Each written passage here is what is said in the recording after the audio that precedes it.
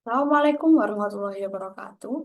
Yang kami hormati Pak Kartono selaku dosen pengampu mata kuliah kewirausahaan. Di sini izinkan kami dari kelompok 2 untuk mempresentasikan mengenai ide bisnis yang akan kami usung. Di sini kami latar belakang dari data dari BPS atau Badan Pusat Statistik yang menunjukkan bahwa sekitar 61,7% UMKM itu menyumbang terhadap pendapatan PDB Indonesia dan memperkerjakan lebih dari 97% tenaga kerja nasional. Di sini UMKM tentunya sangat berperan penting terutama dalam penyumbang tenaga kerja di Indonesia. Namun, sayangnya, hanya sekitar 15% dari UMKM saja yang telah menggunakan teknologi informasi untuk mendukung operasional mereka. Jadi, mayoritas UMKM masih bergantung pada sistem manual seperti pembukuan dengan Excel atau pencatatan di buku. Dan tentunya rentan terhadap kesalahan dan kurangnya efisien. Jadi, di sini kami mencanangkan bisnis yang bernamakan FlexBiz. Di sini FlexBiz adalah sistem Research Enterprise Research Planning atau ERP yang berbasis teknologi yang dirancang khusus untuk UMKM di Indonesia.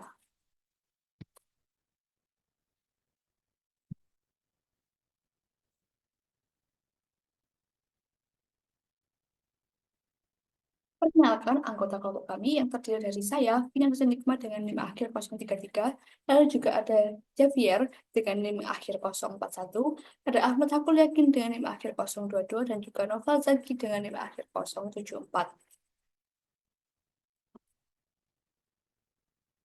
Jadi kami mengangkat konsep di mana mengembangkan perangkat lunak untuk UMKM. Jadi ide bisnis ini bertujuan untuk mengembangkan perangkat lunak manajemen bisnis yang terjangkau dan mudah digunakan, yang dirancang khusus untuk kebutuhan UMKM di Indonesia. Solusi ini tentunya akan membantu UMKM mengoptimalkan manajemen operasional, meningkatkan kepuasan pelanggan, serta mengelola rantai pasokan dengan lebih efektif. Tentunya ini akan sangat membantu tentang tantangan UMKM yang meliputi kesulitan mencatat dan memantau transaksi keuangan secara efisien, manajemen stok barang yang tidak optimal, yang menyebabkan kerugian akibat kelebihan atau kekurangan stok, lalu kurangi strategi untuk meningkatkan loyalitas pelanggan, dan juga kesulitan mengelola proses produksi. Jadi di sini Flexbiz hadir untuk menjawab tantangan tersebut dengan menyediakan sistem yang terintegrasi yang memungkinkan pelaku usaha untuk mengelola berbagai aspek bisnis secara efisien dalam satu platform. Adapun di sini fitur-fitur unggulan dari FlexBiz yang pertama ada manajemen keuangan, yang kedua ada proses produksi, yang ketiga ada pengelolaan pelanggan atau CRM. Di sini untuk manajemen keuangan, eh, ada otomatisasi penyelenggaraan transaksi, pelaporan keuangan secara real time yang meliputi ada laba rugi, arus kas, dan juga neraca, dan perhitungan pajak yang memudahkan pemantauan kesehatan finansial UMKM. Lalu untuk proses produksi, di sini optimasi produksi dengan penjadwalan otomatis, pemantauan stok bahan baku, dan kontrol setiap tahap produksi yang tentunya memastikan efisiensi. Lalu selanjutnya di pengelolaan pelanggan, sini eh, fiturnya dapat mengelola interaksi pelanggan, otomatisasi kampanye pemasaran, tindak lanjut penjualan, dan juga program loyalitas untuk meningkatkan kepuasan dan retensi pelanggan. Lalu di sini tentunya kami juga banyak pesaing-pesaing pasar yang berjalan sejenis dengan Lightspace.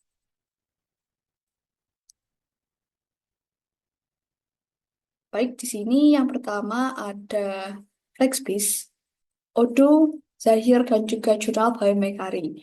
Di sini untuk target pasarnya, Flexbase adalah UMKM di Indonesia, lalu Odo adalah bisnis atau perusahaan kecil hingga besar, lalu untuk Zahir adalah UMKM dan perusahaan menengah, di sini juga ada di Indonesia, lalu Jurnal by Mekari yaitu UMKM hingga perusahaan besar. Untuk modularitasnya sendiri, Flexbase cenderung lebih sederhana dan juga mudah dipahami ketimbang dengan Odoo yang memiliki ratusan modul, sedangkan Zahir tidak memiliki modul dan juga jurnal memiliki modularitas namun tidak sederhana Backbase. Lalu untuk lokalitasnya sendiri tentunya Backbase, Zahir, dan jurnal sudah mendukung lokalitas yang ada perusahaan di Indonesia. Lalu untuk integrasi sistem keuangan, semuanya tentunya ada integrasi dengan sistem keuangan, namun Flexbase eh, cenderung lebih ringkih dalam pelaporannya, tidak seperti dari jurnal yang sederhana dan juga akuntansinya sederhana. Lalu untuk manajemen produksi, di sini Flexbase dan Odoo ada, namun Zahir di jurnal dan jurnal tidak ada. Untuk CRM-nya, Flexbase eh, menyediakan fitur untuk CRM, Odoo juga menyediakan, namun di Zahir tidak menyediakan. Lalu di sini untuk multi currency, Flexbase dan Odoo menyediakan fitur untuk multi currency, lalu Zahir dan Doodle tidak ada. Integrasi dengan pajak lokal, tentunya Flexbase, Zahir, dan juga Jurnal menyediakan fitur untuk integrasi dengan pajak lokal dan berbasis cloud tentunya. Lalu untuk biaya, di sini untuk Flexbase, tentunya harganya jauh lebih terjangkau daripada Odoo yang ada versi gratis dan berbayar. Namun bayarnya di sini cenderung mungkin lebih mahal karena Odoo sendiri digunakan untuk perusahaan-perusahaan yang cenderung besar. Untuk Zahir juga terjangkau. Jurnal, sedangkan jurnal BMKRI ada biaya berlangganannya untuk penggunaannya. Lalu untuk kostumisasinya sendiri, Odoo cenderung lebih banyak kostumisasi dan juga lebih terbuka untuk perusahaan. Oke, di sini ada pun kelebihan dan kekurangannya. Tentunya Flexbus memiliki kelebihan di harga terjangkau, kemudahan penggunaan, dukungan lokal, dan juga berbasis cloud, dan implementasi yang cepat. Namun di sini juga ada weakness dari Vibe sendiri, yaitu pengenalan merek yang masih terbatas karena masih solusi baru. Lalu untuk skalabilitasnya masih memerlukan pengembangan fitur untuk memenuhi kebutuhan bisnis yang lebih kompleks dan skala besar. Lalu ketergantungan pada internet dan fitur tambahan yang terbatas. Lalu di sini juga tentunya kita memiliki banyak peluang. Yang pertama yaitu transformasi digital bagi UMKM di Indonesia dan dukungan dari pemerintah, kolaborasi dengan lembaga UMKM dan tren bisnis berbasis data sehingga dapat melajukan pertumbuhan ekonomi digital. Lalu di sini tentunya kami juga bersaing dengan brand besar seperti Odoo, Zair, dan Slicker dan keamanan data juga dan ketidakpastian ekonomi juga menjadi salah satu threats atau ancaman dari XP sendiri.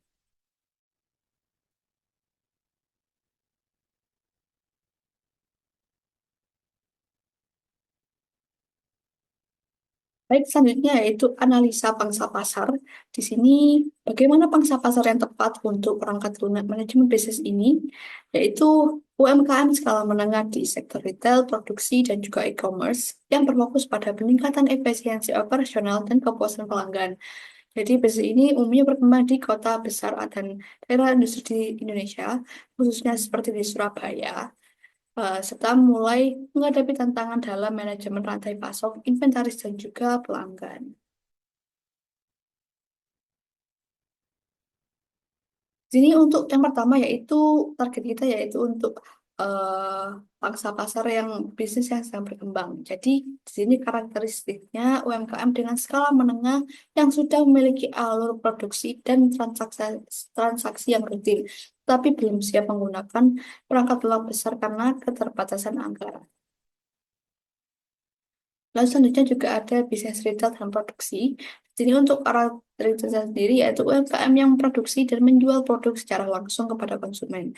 Dan mereka tentunya menghadapi tantangan seperti manajemen stok bahan baku, pemantauan produksi, dan juga efisiensi rantai pasokan. Lalu selanjutnya yaitu UMKM dengan fokus pada loyalitas pelanggan atau CRM.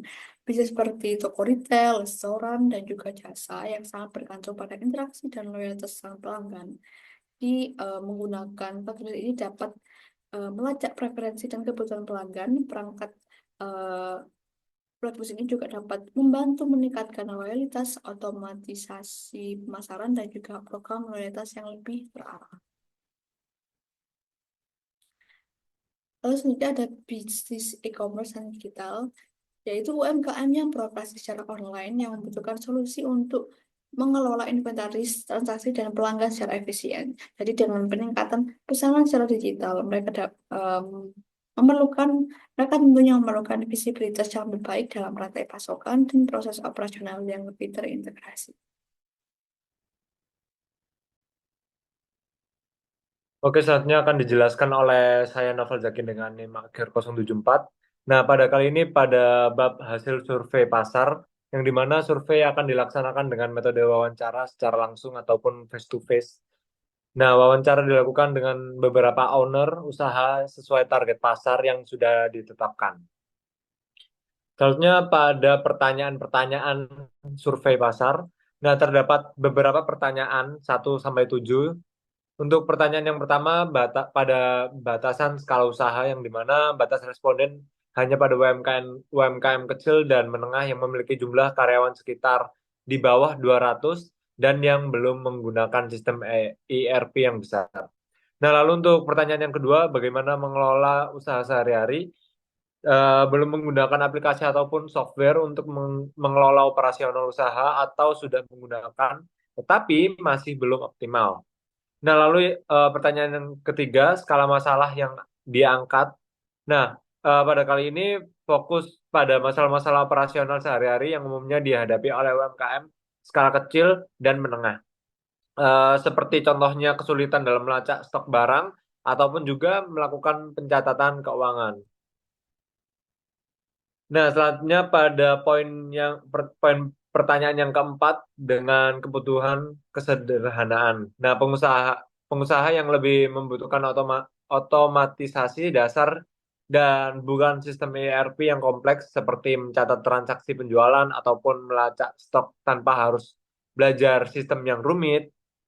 Nah, lalu pada pertanyaan yang kelima, pada fokus pada lokalitas. Nah, UMKM yang ditargetkan memiliki operasi bisnis yang lebih fokus secara lokal ataupun nasional. Nah, untuk pertanyaan yang keenam, penggunaan teknologi yang minim, menggunakan teknologi sederhana seperti Microsoft Excel ataupun pencatatan manual dalam mengelola bisnis. Untuk pertanyaan yang terakhir, yang ketujuh, kebutuhan UMKM sederhana, yang di mana UMKM yang belum memiliki sistem manajemen terintegrasi yang besar. Tujuannya dengan menekankan pentingnya efisiensi dan kesederhanaan yang ditawarkan oleh program kami atau Flagbiz. Nah, selanjutnya akan dijelaskan oleh teman saya. Baik, di sini saya Ahmad Abdul Hakim dengan NIM akhir 022 akan menjelaskan lanjutan daripada presentasi teman saya, yaitu bagian rencana promosi. Nah, di bagian rencana promosi kali ini tidak kalah penting. Kenapa saya katakan tidak kalah penting?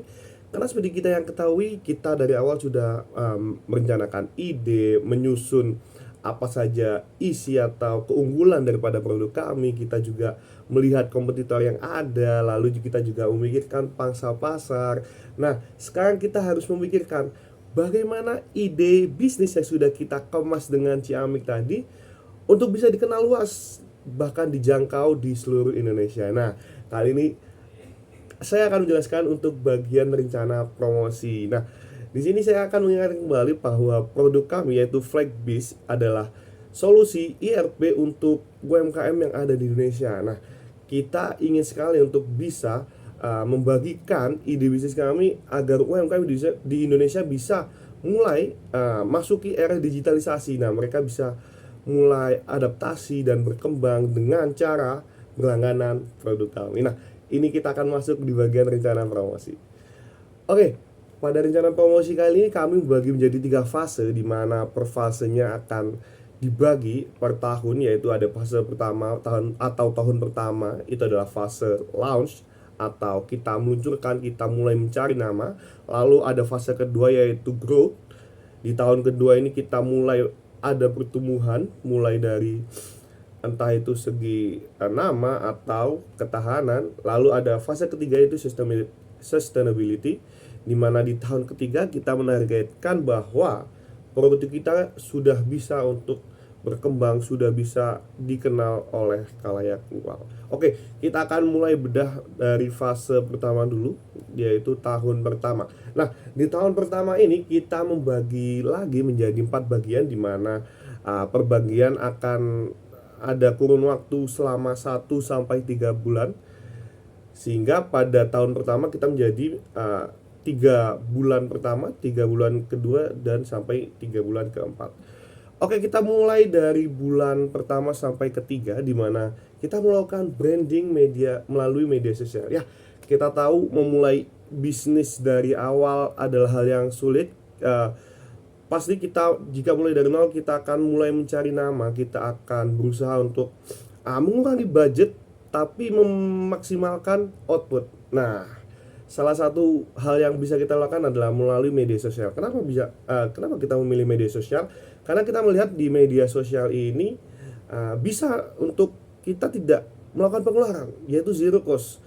Kita bisa meminimalisir budget untuk pengeluaran di awal-awal ini, tetapi kita bisa mendapatkan hasil yang maksimal. Kenapa saya menyebutkan hasil yang maksimal? Karena kita melihat, kami yakin bahwa media sosial kali ini tidak hanya dijangkau oleh khalayak muda saja, bahkan juga khalayak tua, orang-orang terdahulu, tidak melihat umur, tidak melihat pekerjaan, semua orang juga menggunakan media sosial. Sehingga kami memilih untuk promosi atau branding menggunakan media sosial ada hal yang sangat penting atau bisa menjadikan langkah pertama. Oke, lanjut, ada kerjasama dengan komunitas UMKM lokal. Nah, ini juga penting karena mengingat kita belum ada nama, kita akan mencari nama, kita membangun reputasi. Kita bisa bekerjasama dengan komunitas lokal yang kita targetkan dari kota-kota besar yang sudah kita targetkan seperti Jakarta, Surabaya, Bandung, Semarang, Yogyakarta. Nah, kita bisa sangat bekerjasama agar mereka mau untuk mulai mencoba Flagbiz itu sendiri. Oke, ada pembuatan konten edukatif sama seperti branding di media sosial. Kita bisa mulai melakukan vlog ataupun video kreatif untuk memperkenalkan Flagbiz, entah itu bagian modul ataupun kepada UMKM-nya secara langsung. Oke, lanjut ke bulan 4 dan juga 6, kita mulai berani untuk melakukan pemasangan iklan berbayar. Mungkin kita melihat karena kali ini Google AdSense sangat menarik. Kenapa menarik saya bilang? Karena memang Google AdSense kali ini bisa lah merajai di dunia digital di Indonesia terutama, bahkan di seluruh dunia. Kita bisa melihat sekarang pasti semua tertaut dengan Google. Orang-orang pasti udah punya Google, entah itu YouTube nanti lewat atau bakal AdSense-nya muncul ketika melalui web. Nah, kami rasa hal itu bisa sangat menguntungkan bagi kami. Lalu ada penawaran uji coba gratis selama 14 hari. Ya, ini adalah hal yang sama saya rasa yang dilakukan juga oleh brand-brand besar seperti Odoo, MyStore. Mereka juga memberikan uji coba gratis untuk mencoba modul-modul daripada ERP yang ada di produk mereka. Nah, kita juga melakukan strategi yang sama, yaitu kita memberikan penawaran uji coba gratis selama 14 hari yang kami rasa itu sudah sangat cukup untuk UMKM bisa merasakan bagaimana kebermanfaatan daripada modul-modul yang ada pada Flagbiz. Oke, lanjut, ada kerjasama dengan influencer. Ya, kami memikirkan dari awal bahwa media sosial adalah pengaruh yang sangat besar, dan influencer adalah orang yang juga kami rasa sangat berpengaruh di media sosial, sehingga bisa untuk kita ajak kerjasama untuk mempromosikan Flagbiz itu sendiri. Lanjut ke bulan 7 sampai 9, dimana kali ini kita sudah mulai karena kami tadi sudah mulai mencari nama, kami sudah menyebarkan segala konten. Nah, kali ini kami akan berani untuk mengambil langkah, yaitu mengadakan seminar langsung di kota-kota target. Nah, tadi kita juga sudah tersebutkan kota-kota besar sebagai target awal kita. Nah, kita berani untuk melakukan seminar secara langsung untuk langsung mengenalkan Flagbase, entah itu seminar mandiri maupun kita ikut dalam ajang pameran UMKM. Lanjut, ada diskon khusus untuk pengguna awal. Ya, ini sangat penting, sama halnya seperti trial tadi, diskon. Nah, setelah mungkin mitra UMKM ketika sudah mengikuti seminar, mereka sangat tertarik dan mereka melihat diskon di awal. Itu mungkin pasti bisa menjadi poin plus untuk kita bisa menargetkan promosi daripada Flagbase. Lanjut, ada peningkatan aktivitas konten marketing ya. Selalu konten tetap harus kita gemborkan, entah itu di bulan pertama, kedua maupun ketiga. Lanjut, di bulan terakhir pada tahun pertama ada evaluasi. Pasti kita akan mengevaluasi apa yang kurang, apa yang perlu dievaluasi, atau apa yang perlu ditambah. Lalu ada mulai kampanye loyalitas pelanggan. Nah, ini sangat penting. Kenapa? Karena kita sudah mulai membangun reputasi, kita membangun nama dari awal, dan kita sudah mulai ada pelanggan kali ini di tahun pertama bulan akhir, dan kita coba merangkul mereka karena dengan adanya aware dari kita kepada pelanggan, tentu mereka akan sangat suka dan mereka akan memberikan feedback yang baik juga. Lanjut, ada pembuatan laporan tahunan ya pasti, karena ini sudah akhir tahun. Pada tahun pertama kita sudah melakukan launch pada tahun pertama dan harus ada evaluasi untuk tahun kedua. Lanjut, kita akan melihat pada tahun kedua atau mulai pertumbuhan. Nah, kita akan melihat di bulan pertama kita akan melakukan peluncuran kampanye lokal. Apa itu peluncuran kampanye lokal? Kita akan terjun kembali ke pada UMKM lokal di sudut-sudut kota. Kita melakukan demo untuk promosi daripada Flagbase itu sendiri, dan kita juga melakukan penawaran paket harga spesial untuk UMKM di wilayah baru yang dijangkau. Nah, jadi tadi kita sudah melakukan kampanye lokal, itu kita menargetkan kota-kota di sebelah atau di dekat daripada kota-kota besar yang sudah kita targetkan di tahun pertama. Kita coba mulai memperluas lagi daerah jangkauan promosi kita. Dan kembali kita juga akan menawarkan paket seperti halnya pada kota-kota besar sebelumnya yang sudah kita lakukan seminar. Kita juga akan memberikan diskon untuk pengguna-pengguna UMKM baru yang ada di sana. Lanjut, di bulan keempat sampai 6 ada peluncuran study case campaign, di mana kita juga kembali mempromosikan nama kita untuk bisa lebih dikenal kepada UMKM yang ada di Indonesia. Lanjut, ada kolaborasi dengan organisasi UMKM. Nah, di sini kami melihat bahwa di Indonesia sendiri pasti ada banyak paguyuban, komunitas maupun organisasi yang mereka merangkul UMKM mereka, sama-sama UMKM yang kumpul. Nah, kami memilih mereka untuk bisa diajak kerjasama karena lebih mudah untuk komunikasi. Pasti memang mereka target kita, sehingga kita langsung saja mengajak kolaborasi dengan mereka. Lanjut, ada bulan ke-7 sampai 9 ada peningkatan investasi pada SEO. Nah, jadi kita di tahun pertama sudah melakukan kerjasama dengan influencer. Nah, kita kembali meningkatkan investasi kepada influencer, dan mungkin kita juga akan memberikan diskon khusus. Mungkin ini seperti kode refill atau kode redeem yang bisa dilakukan dengan nama. Biasanya juga dilakukan oleh perusahaan besar dengan bekerjasama dengan brand besar, dan juga influencer akan menggunakan kode redeem nama daripada influencer itu sendiri. Lanjut, ada memulai inisiatif customer success story. Ya, ini pasti ketika kita sudah mulai tadi memiliki pelanggan, kita mulai memperkenalkan ini hasil daripada pelanggan yang sudah puas dengan produk Flagbase itu sendiri. Lanjut, di bulan terakhir pasti ada evaluasi kembali dan juga mengadakan program reward untuk pelanggan setia. Ya, kembali kita melakukan loyalitas kepada pelanggan, kita berikan yang terbaik supaya feedback dari mereka juga baik, sehingga kita bisa mengemas story yang baik untuk kedepannya. Lanjut, kita di tahun ketiga atau tahun sustainability, keberlanjutan. Pada bulan pertama kembali dari hasil evaluasi dari tahun sebelumnya, kita akan melakukan kampanye loyalitas pelanggan kembali.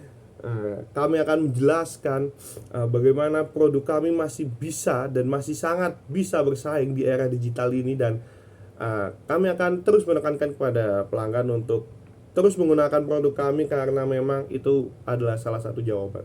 Lanjut, ada peningkatan dukungan pelanggan dengan peluncuran layanan chatbot 24/7. Nah, ini sangat penting untuk tahun terakhir karena kenapa?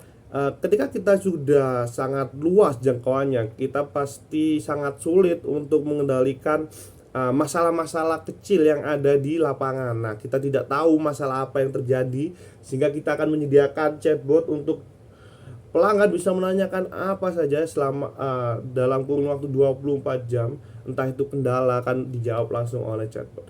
Lanjut ke bulan 4 sampai 6 ada menjalankan kampanye nasional digitalisasi UMKM bersama Flagbiz. Ya, kami berani untuk melakukan kampanye ini karena kami yakin dengan pada tahun ketiga ini produk kami lebih bisa untuk dikenal, atau bahkan kita sudah punya reputasi sebelumnya sehingga kita berani untuk langsung melakukan digitalisasi bersama Flagbiz.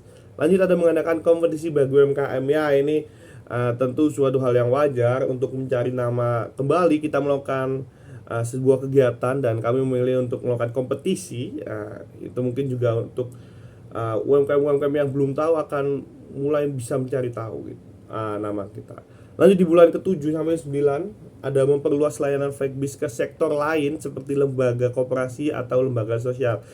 Ya, setelah kita berani menjangkau daerah yang luas, kita kali ini memilih untuk ke sektor yang lain karena kami yakin kita juga menawarkan modul baru berdasarkan kebutuhan pasar terbaru. Nah, kita juga akan menjawab pada tahun ketiga ini apa yang diperlukan, mungkin yang bisa kita bantu dengan modul-modul yang baru yang akan kita ciptakan untuk menjawab pasar baru di tahun yang akan datang. Lanjut, di bulan terakhir tahun terakhir ada publikasi laporan 3 tahun, ya kita evaluasi kembali apa yang akan terjadi, dan yang terakhir merancang kampanye besar untuk memperingati ulang tahun ketiga Flagbiz Anniversary. Ini sangat penting. Kenapa? Dengan kita merayakan ulang tahun yang ketiga Flagbiz ini, kita pelanggan atau orang yang di luar akan tahu dan akan melihat bahwa oh ya, Flagbiz adalah produk besar, dan bahkan mereka bisa untuk sustainable bahkan sampai tahun ketiga. Nah, ini membuktikan bahwa Flagbiz memang adalah salah satu jawaban yang cocok untuk UMKM untuk mulai melakukan digitalisasi begitu. Oke, mungkin sekian dari saya, akan dilanjutkan oleh teman saya. Baik, saya Javier Ihsan Adi Pratama dengan NIM akhir 41. Di sini akan melanjutkan penjelasan tentang rencana rancangan keuangan dari inovasi kami yaitu Flexbiz dari kelompok 2. Nah, untuk rencananya ini akan terbagi menjadi pengeluaran dan juga pemasukan. Nah, untuk pengeluaran sendiri itu terbagi menjadi beberapa kategori. Ada kos awal, ada operasional, lalu ada gaji karyawan, dan ada investor. Baik, lanjut ke kategori kos awal. Di sini hitungannya, keterangannya sekali beli ya. Jadi untuk pembelian PC ini sekali beli, server lokal ini sekali beli, dan lisensi awal ini sekali beli.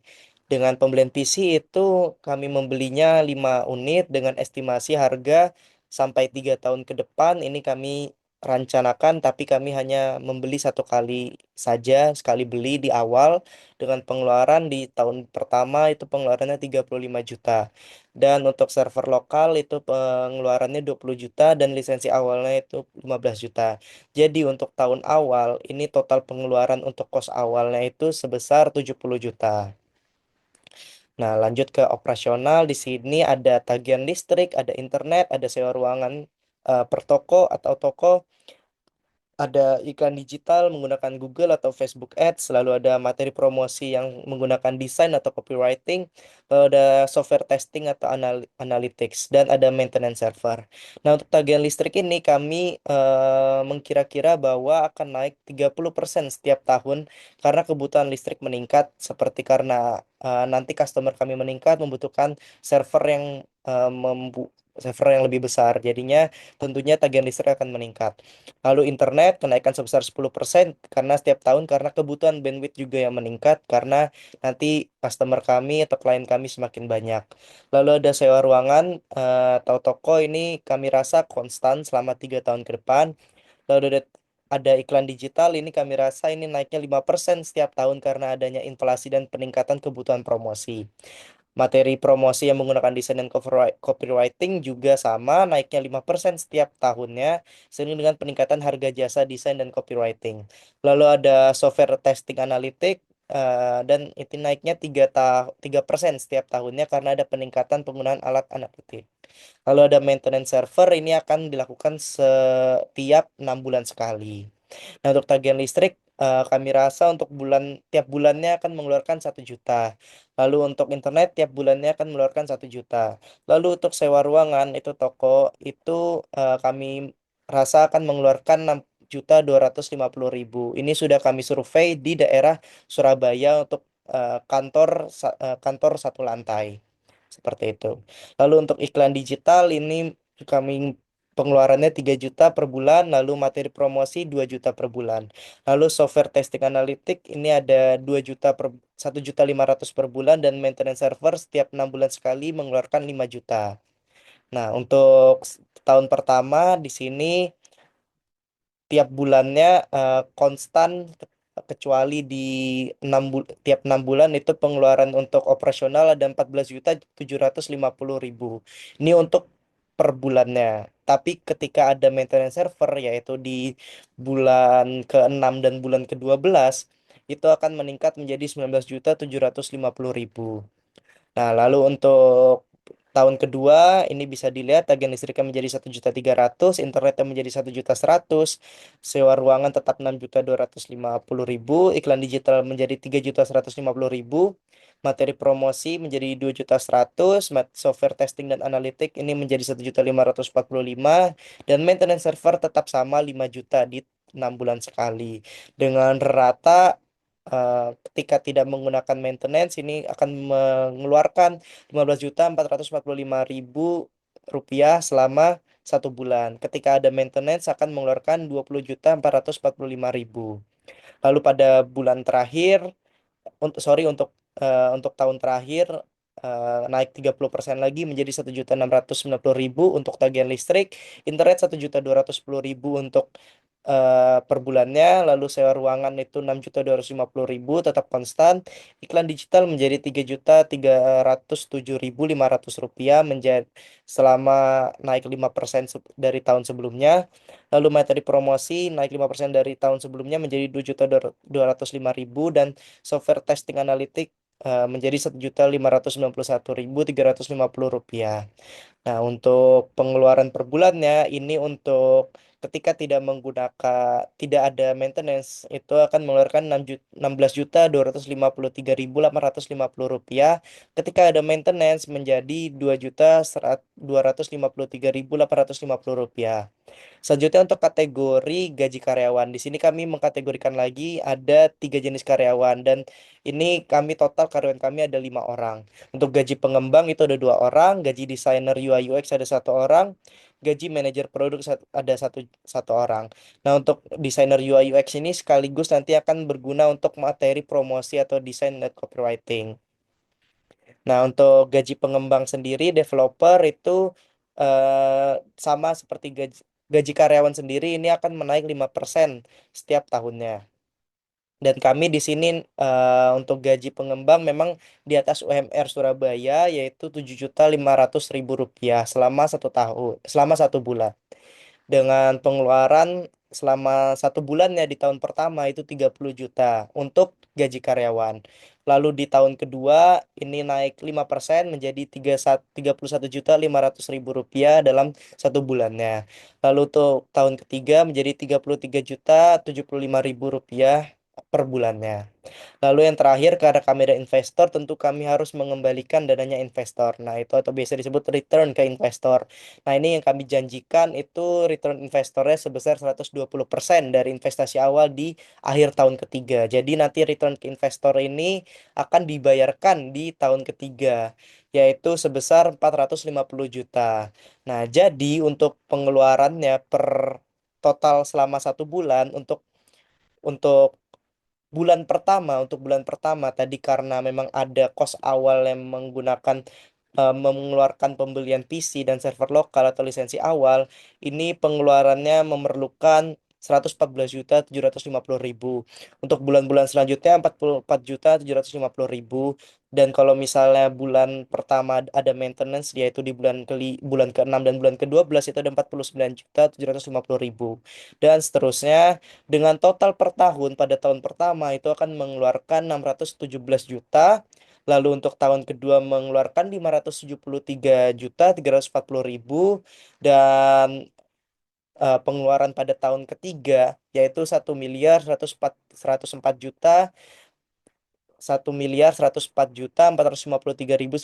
rupiah. Ini besar karena tadi kami harus return ke investor sebesar 450 juta, sorry. Nah, selanjutnya untuk menutupi pengeluaran yang besar kami, tentunya kami akan mendeskripsikan yaitu untuk pemasukan kami sendiri. Nah, untuk jenis pemasukan sendiri kami terbagi menjadi 4 pemasukan. Pertama ada subscription, yaitu yang tentunya ini adalah produk utama kami. Lalu ada setup fee, lalu ada maintenance dan support, lalu ada investor tadi. Nah, untuk subscription sendiri yaitu pengguna pengguna nanti akan membayar biaya berlangganan sesuai modul yang mereka pilih, yang dapat dibayarkan secara bulanan. Lalu untuk setup fee yaitu untuk pengguna pengguna baru, biaya setup bisa 1 kali di awal untuk instalasi atau kustomisasi sesuai kebutuhan. Itu nanti harganya 1.200.000 untuk setup pertama kali.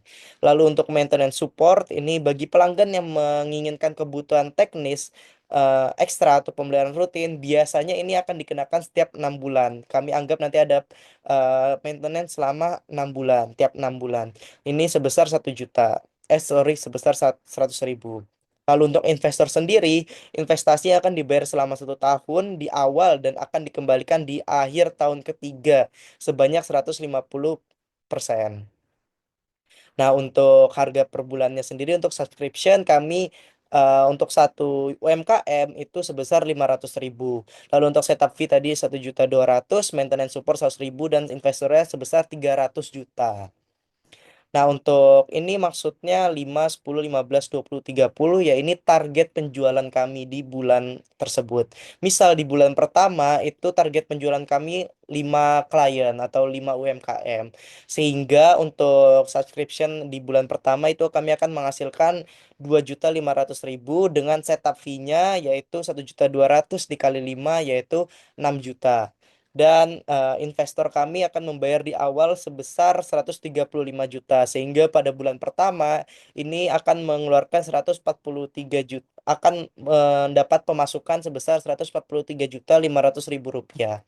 Lalu pada bulan kedua kami menargetkan menambah 5 klien lagi menjadi 10 klien. Lalu ini akan berarti subscription kami akan mendapatkan 5 juta, setup fee-nya akan menjadi 6 juta juga karena tadi yang nambah hanya 5 klien baru, jadi tetap 6 juta. Lalu maintenance dan support ya masih belum ada karena kemungkinan di bulan ke-6 di tiap bulan ke-6 seperti itu. Tiap 6 bulan sekali. Lalu ada investornya akan membayar sebesar 15 juta per bulannya. Jadi investor ini akan membayar 1.135.000, sorry, 135 juta di bulan pertama dan 15 juta hingga bulan ke-12 di tahun pertama seperti itu. Lalu untuk targetnya di sini akan terus meningkat pada bulan ketiga 15, bulan keempat 20, bulan kelima ini kami akan menargetkan langsung naik 10 user atau 10 klien menjadi 30, bulan ke-6 40, bulan ke-7 50, bulan ke-8 60, bulan ke-9 70, bulan ke-10 80, bulan ke-11 90, dan bulan ke-12 100 klien. Kami rasa setelah ini kami akan mendapatkan kepercayaan publik dan kami sudah mendapatkan nama yang cukup terkenal seperti itu. Nah, jadi untuk pemasukan di bulan pertama itu estimasi sebesar 719 juta. Seperti itu. Lalu untuk user pada tahun kedua ini akan meningkat jadi pada bulan pertama di tahun kedua 110.000, bulan kedua 110 user, lalu bulan kedua 125 user, meningkat 15 user dari sebelumnya, bulan ketiga 130, bulan keempat 145, bulan kelima 160, bulan keenam 180, meningkat 20 user dari bulan sebelumnya, bulan ketujuh 200, bulan ke-8 220, dan seterusnya. Ini akan terus meningkat dan hingga pada akhirnya tahun kedua akan mendapatkan income pemasukan sebesar 1 miliar 475 juta. Lalu pada income kotor atau income kotor pemasukan bersih, income kotor atau pendapatan kotor yang akan didapat pada tahun ketiga sebesar 3.607.500.000 rupiah. Mungkin sekian dari rencana keuangan, saya cukupkan. Assalamualaikum warahmatullahi wabarakatuh. Terima kasih.